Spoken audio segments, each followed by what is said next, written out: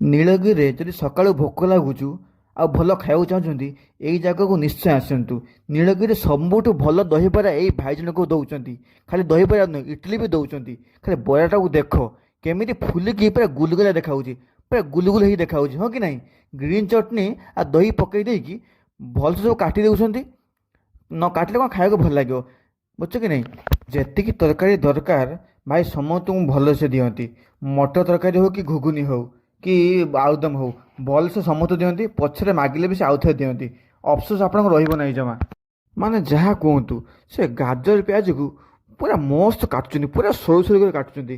ଏମିତି ଗାଜର ପିଆଜ କାଟି ପକାଉଛନ୍ତି ଯେ ତାପରେ ସେଓଟାରେ ପକାଇଦେଲେ କ'ଣ ଲାଗୁଛି ମୋ, ଓହୋ ଦେଖାଯାଉଛି ମସ୍ତ। ଭାବନ୍ତୁ ଖାଇବାକୁ କେମିତି ଲାଗିବ। ତାପରେ ସବୁ ମସଲା ଛିଞ୍ଚି ଦେଉଛନ୍ତି। ଓହ ପୁରା ଟେଷ୍ଟ, ମାନେ ଆପଣ ମନ ଶାନ୍ତି ହେଇଯିବ ଖାଇଲେ ଏଇଠୁ।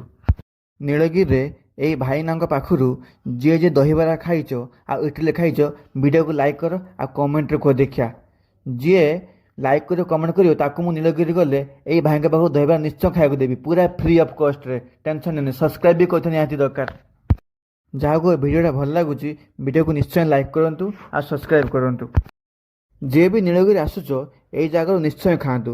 ଜାଗାଟା ହେଉଛି ନୀଳଗିରି ବଜାର ପରେ ବସ୍ ଷ୍ଟାଣ୍ଡ ଗଲାବେଳକୁ ଦୁଇ ପଟକୁ ରାସ୍ତା ଅଛି। ଠିକ୍ ସେ ମଝିରେ ଏଇ ଦୋକାନଟା ପୁରା, ମାନେ ଖରାରେ ଧୂଆଁ ହେଇକି ଭିଡ଼ିଓ ଆପଣଙ୍କ ପାଇଁ ବନେଇଛି।